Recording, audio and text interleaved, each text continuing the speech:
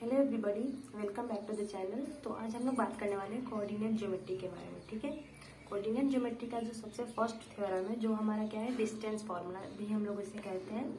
तो इसके अकॉर्डिंग क्या कह रहा है हमारा थ्योरम कि the distance between two points ax1 and bx2y2, ax1y1 and bx2y2 is given by the formula ab is equal to root under x2 minus x1 का whole square plus y2 minus y1 का whole square. ठीक है, तो हम लोग आज क्या करेंगे, हम लोग पहले इसे प्रूफ करते हैं। ठीक है, प्रूफ के दौरान हम लोग इसे समझने की कोशिश करेंगे। ओके, तो प्रूफ में क्या करेंगे, सबसे पहले कि हम अपना कोऑर्डिनेट एक्सिस जो है उसे ड्रॉ करते हैं। ओके,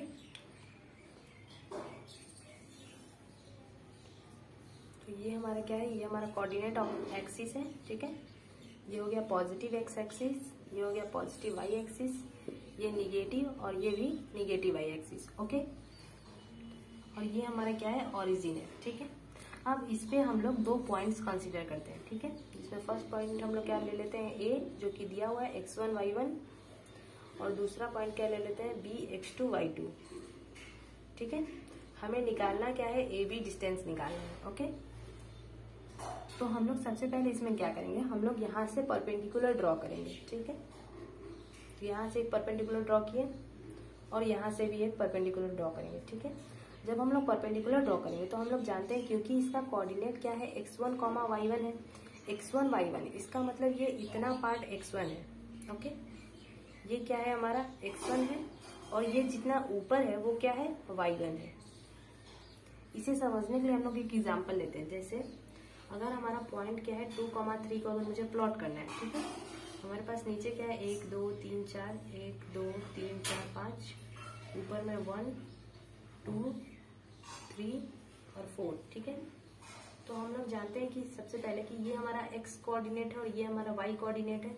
तो x कोऑर्डिनेट को हम लोग x के प्लेन पर प्लॉट करेंगे और y कोऑर्डिनेट को y के प्लेन से प्लॉट करेंगे। ठीक है, तो x की वैल्यू क्या है, 2 है, तो यहाँ से हम लोग 2 देखेंगे। ठीक है, 2, और उसके बाद y क्या है हमारा 3 है, तो 2 और 1 और 2 और 3, ये हमारा पॉइंट हो जाएगा ये। ठीक है, ये अगर कोई P पॉइंट है तो ये P जो है वो यहाँ पे लाई करेगा। ओके, तो इसी कॉन्सेप्ट को हम लोग यहाँ पर भी यूज किए हैं। यहाँ x1 y1 है, इसका मतलब ये डिस्टेंस क्या है हमारा 2 है, 2 यूनिट्स का डिस्टेंस है, और ये डिस्टेंस कितना है, 3 यूनिट्स का डिस्टेंस है। तो उसी तरह ये कितना है, x1 यूनिट का डिस्टेंस है, और ये कितना है, y1 यूनिट का डिस्टेंस है। ओके, सिमिलरली x2 y2 के लिए ये हमारा x2 यूनिट्स का डिस्टेंस हो जाएगा, और ये हमारा कितना, y2 यूनिट्स का डिस्टेंस हो जाएगा। ओके, इतनी बात क्लियर है। अब देखिए, अब हम लोग क्या करेंगे कि यहाँ से एक परपेंडिकुलर ड्रॉ करते हैं। ओके, पहले इतनी बात क्लियर है। अब देखिए, अब हम लोग इससे क्या करेंगे, हम लोग कुछ नाम दे देते हैं कि a m n, और यहाँ पे डाल देते हैं p। ओके, तो अब देखिए यहाँ पे, तो इन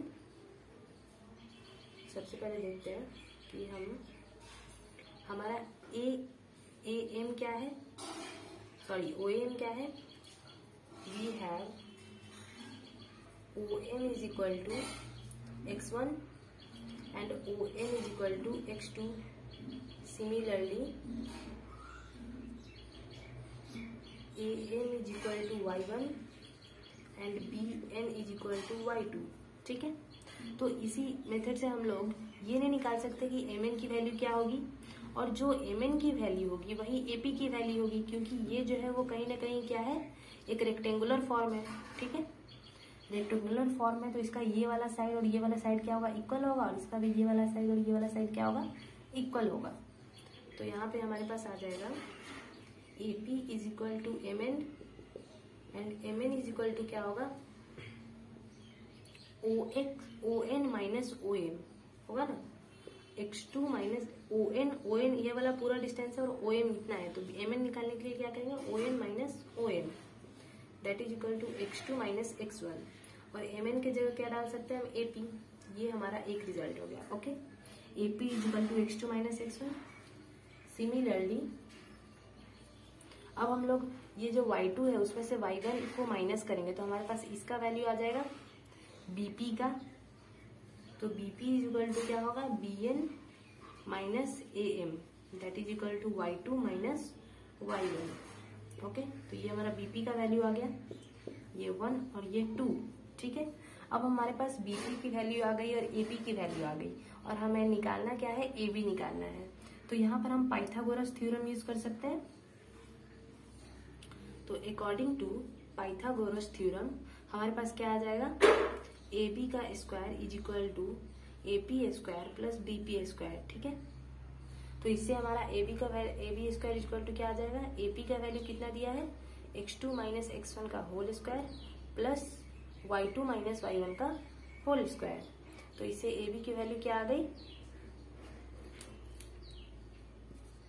ए B is equal to root under x2 minus x1 का whole square plus y2 minus y1 का होल स्क्वायर, और यही हमें प्रूव करना था, ठीक है। तो इस तरह से हमारा थ्योरम प्रूव हो गया।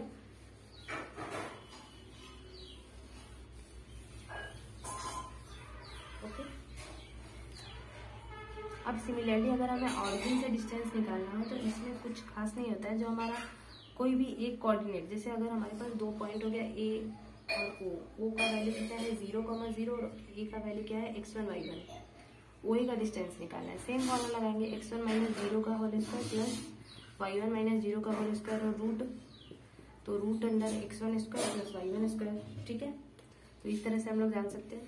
अब देखिए, अब अगर हमारा वापस से हम लोग कोऑर्डिनेट एक्सिस को ड्रॉ करते हैं, तो अगर हमारा कोई पॉइंट जो है वो एक्स एक्सिस पे लाई कर रहा है, मतलब वो सिर्फ एक्स एक्सिस पे लाई कर रहा है, तो अगर कोई हमारा पॉइंट एक्स एक्सिस पे लाई कर रहा है तो वो किस फॉर्म में होगा, x,0 के फॉर्म में होगा। मतलब इसकी y कोऑर्डिनेट क्या होगी, 0 होगी। इसका इक्वेशन क्या होगा, y इज इक्वल टू 0, क्योंकि वो पॉइंट क्या है, एक्स एक्सिस पे लाई कर रहा है। फॉर एन एग्जाम्पल अगर मैं ड्रॉ करूँ 2,0, ठीक है, तो 2,0 कहाँ पे लाई करेगा, 1 2, तो यहाँ 2 है और ऊपर में y कोऑर्डिनेट कुछ भी नहीं है, तो ये पॉइंट क्या है, ये वाला पॉइंट है, ठीक है, P। उसी तरह अगर मैं ड्रॉ करूँ 5,0, तो ये कहाँ आएगा, 3 4 5, तो ये कौन सा पॉइंट है, Q, 5,0 में, ठीक है। उसी तरह ये किसका हो गया, अगर हमारा पॉइंट क्या है, एक्स एक्सिस पे लाई कर रहा है, ओके। अब अगर कोई हमारा पॉइंट है जो वाई एक्सिस पे लाई कर रहा है, तो वाई एक्सिस पे लाई कर रहा है, इसका मतलब इसका एक्स कोऑर्डिनेट क्या हो जाएगा, 0 हो जाएगा, okay. If a point lies on Y axis, ठीक है, तो इसका एक्स कोऑर्डिनेट 0 होगा, और if a point lies on X axis then इसका वाई कोऑर्डिनेट 0 होगा, ओके। तो इससे रिलेटेड हम लोग एक क्वेश्चन करते हैं। हमारा क्वेश्चन क्या है कि points a -1, y and b 5, 7 lie on a circle with center O 2, -3y. Then find values of y and also find radius, okay। Radius भी निकालना है। तो सबसे पहले हम लोग ड्रॉ कर लेते हैं। ये क्या है, हमारा एक सर्कल है, ओके, जिसमें ए पॉइंट लाई कर रहा है, मान लीजिए ए यहाँ लाई कर रहा है, -1, y, ओ जो है वो सेंटर है, तो ओ लाई कर रहा है 2, -3y, ठीक है, और एक बी पॉइंट है जो कि 5, 7 पे लाई कर रहा है, ओके। सबसे पहले क्या करें हम लोग, इससे मैच कर देते हैं, तो हमारा ओ ए और ओ बी क्या हो जाएगा, रेडियस हो जाएगा, ओके। अब क्योंकि ये वाला रेडियस और ये वाला रेडियस दोनों क्या होगा, इक्वल होगा। मान लीजिए इसे R1 लिखते हैं और इसे R2 लिखते हैं, तो एक सर्कल का तो एक ही रेडियस होता है ना, तो इसका मतलब R1 is equal to R2 होगा। तो हम लोग क्या करेंगे, सबसे पहले R1 की वैल्यू निकालते हैं। R1 की वैल्यू किससे निकालेंगे, डिस्टेंस फॉर्मूला से, ये दोनों कोऑर्डिनेट के यूज से, ओके। और अब जब हमारा R2 निकालना हो तो R2 के लिए हम लोग ये वाला दो कोऑर्डिनेट्स को यूज करेंगे, ठीक है। इस दोनों कोऑर्डिनेट को यूज करके डिस्टेंस फॉर्मूला लगाकर हम लोग R2 की वैल्यू निकालेंगे और उसके बाद इस दोनों को इक्वेट कर देंगे, दोनों का जो इक्वेशन आएगा उसे, okay.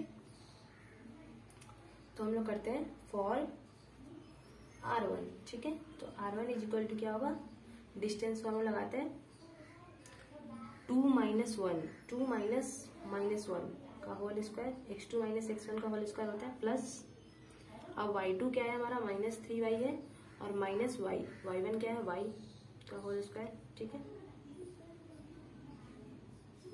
Root under 2 + 1 that is 3, 3 का whole square 9 plus -3y - y that is -4y -4y का whole square that is 16y square. Okay, ये हमारा R1 की वैल्यू आ गई।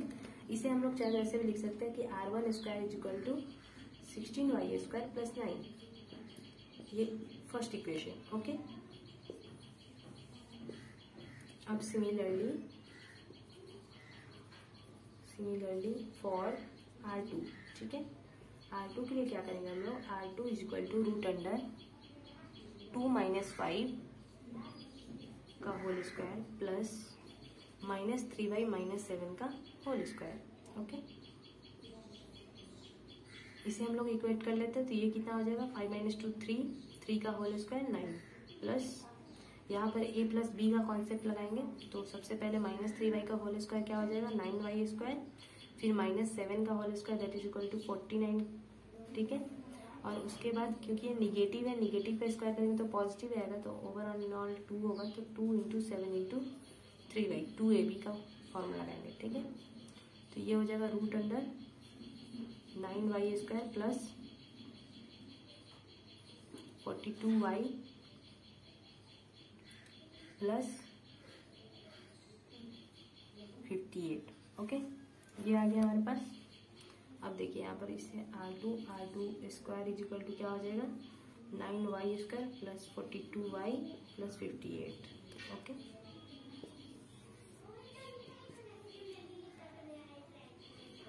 अब क्या करेंगे हम लोग, इस दोनों को इक्वेट कर देते हैं।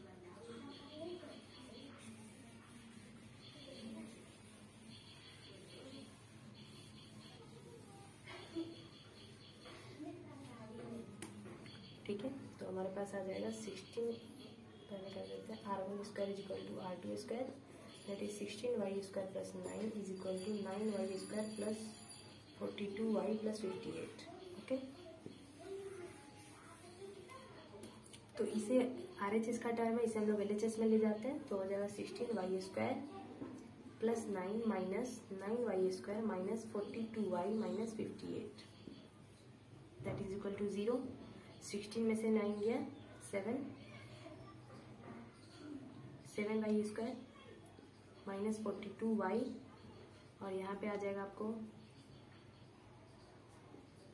-49 इज इक्वल टू 0, ठीक है। 7 कॉमन कर लेते हैं तो y square minus 6y minus 7 is equal to 0। ये हो जाएगा y square plus y minus 7y, ठीक है। ये हम लोग फैक्टराइजेशन कर रहे हैं, फैक्टराइजेशन मेथड आप लोग को पता होगा। अब यहाँ पे क्या करेंगे, y को कॉमन कर लेंगे तो ये हो जाएगा y × y + 1, यहाँ पे -7 को कॉमन कर लेंगे तो यहाँ हो जाएगा y + 1 is equal to 0 that is y + 1 × y - 7 is equal to 0 that is y is equal to -1 और y इज इक्वल टू 7। हमारे पास दो वैल्यू आ गई y की, ठीक है। और हमें निकालना भी यही था कि find the values of y। Okay, अब देखिए क्योंकि यहाँ पर रेडियस जो है वो सिर्फ एक ही हो सकता है, ठीक है।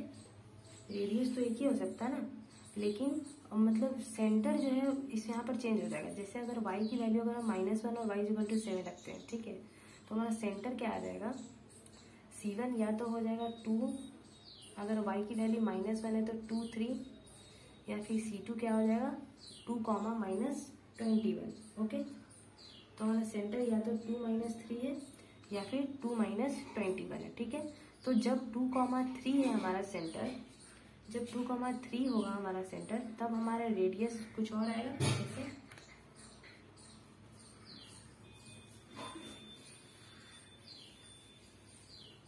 हम लोग इसे कैलकुलेट करते हैं तो हो जाएगा वेल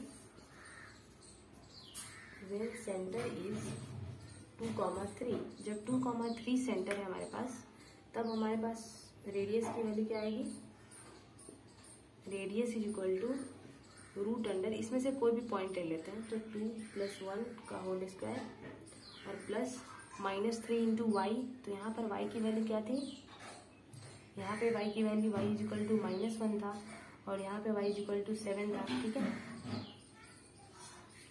तो यहाँ y इक्वल टू -1 लगाएंगे तो यहाँ हो जाएगा क्या +3 और यहाँ पे -1, तो +3 और +3 और यहाँ -1 हो जाएगा तो +1 आ जाएगा all in all, that is equal to यहाँ पे 9 और यहाँ पे 16, ठीक है, that is equal to √25, that is equal to 5 units.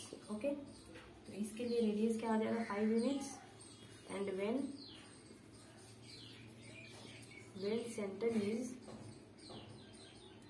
2, -21, then radius is equal to √2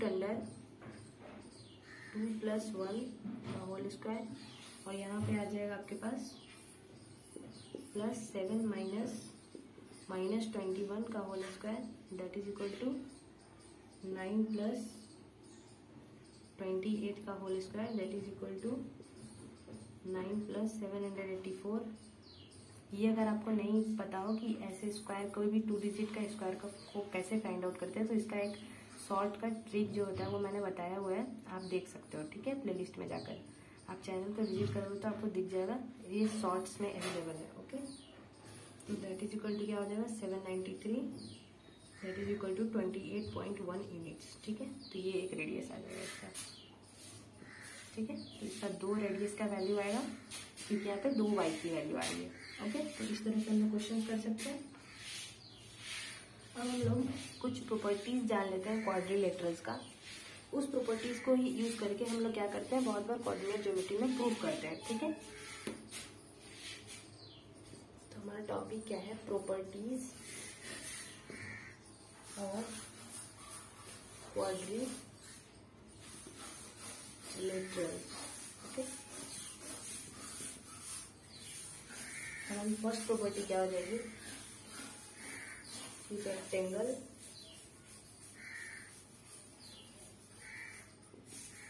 rectangle होगा कोई भी shape if its opposite sides are equal and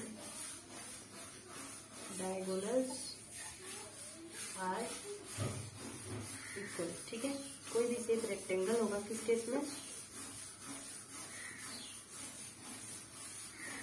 जब हमारे पास दोनों साइड इक्वल हो, अपोजिट साइड इक्वल हो, डायगोनल इक्वल हो, ठीक है। अब देखिए, अब अगर कोई शेप स्क्वायर प्रूव करना हो तो हम लोग देखेंगे कि स्क्वायर होगा अगर if its all sides are equal and diagonals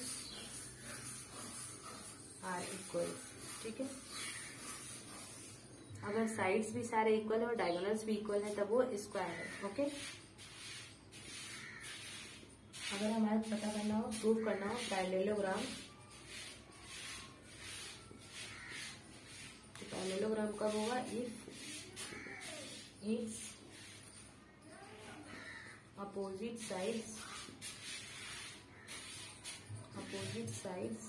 are equal but diagonals are not equal, diagonals equal हो ये नहीं होता है पैरेललोग्राम में, ठीक है।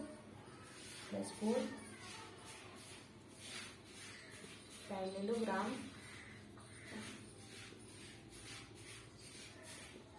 बट नॉट रेक्टेंगल, ठीक है, मतलब वो पैरेललोग्राम तो है लेकिन वो रेक्टेंगल ना हो, ठीक है, क्योंकि पैरेललोग्राम में भी अपोजिट साइड इक्वल होते हैं और रेक्टेंगल में भी अपोजिट साइड इक्वल होते हैं, ठीक है।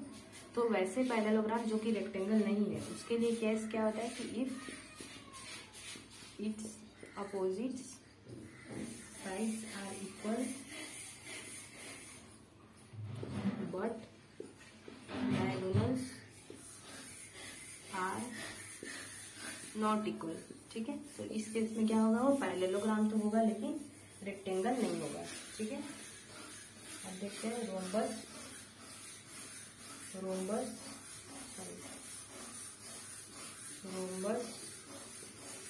बट नॉट स्क्वायर, ठीक है।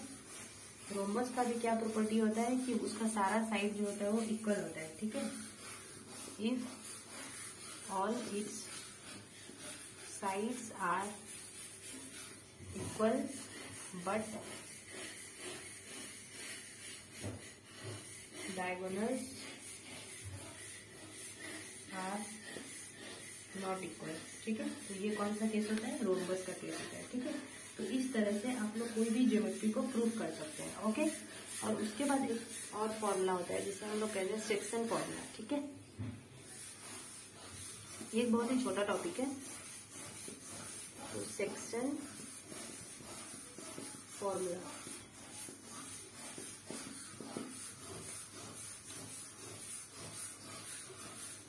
सेक्शन फॉर्मूला का जो थ्योरम होता है वो क्या होता है,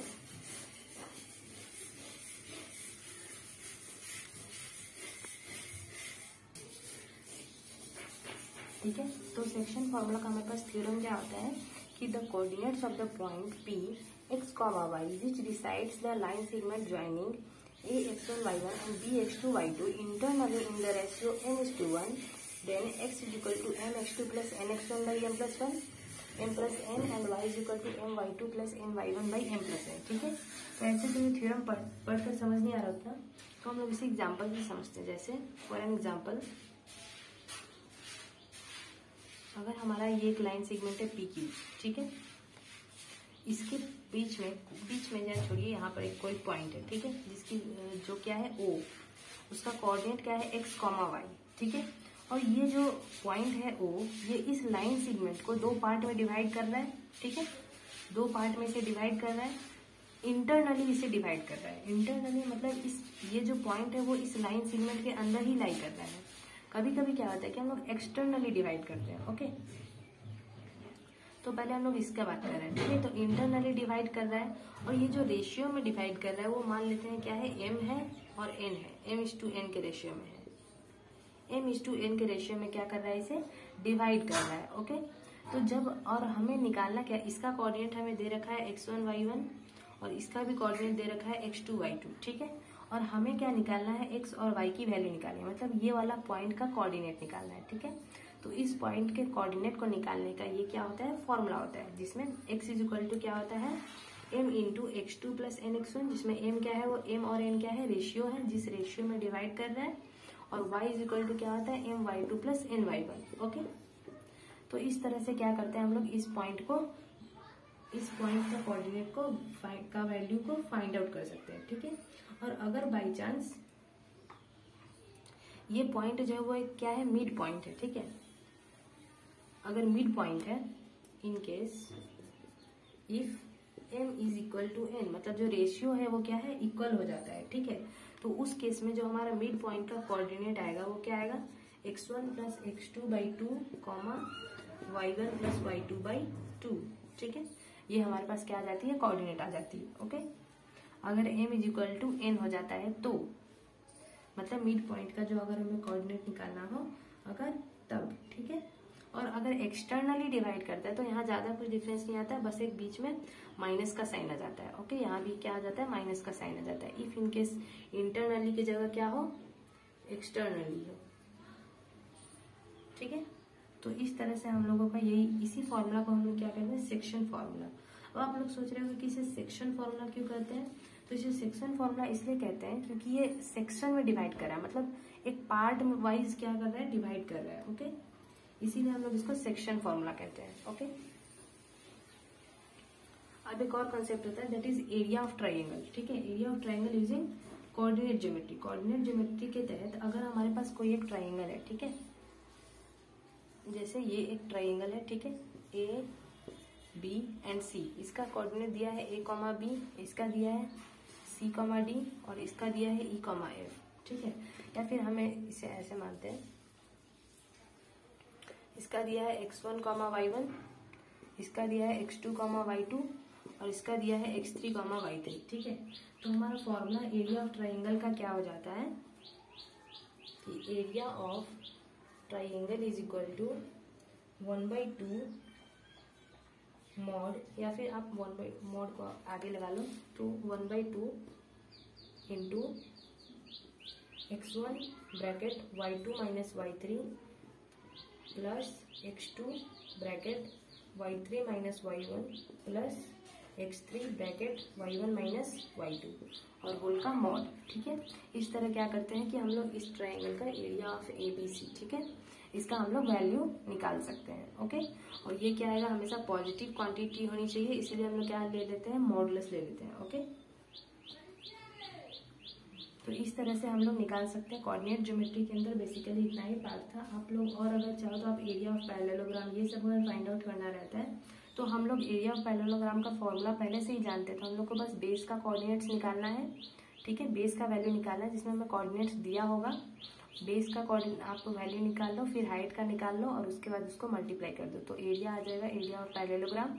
तो इस तरह से क्या करते हैं लोग, बेसिक कॉन्सेप्ट्स का यूज करके कोऑर्डिनेट ज्योमेट्री के क्वेश्चंस को करते हैं। ठीक है, थैंक यू फॉर टुडे।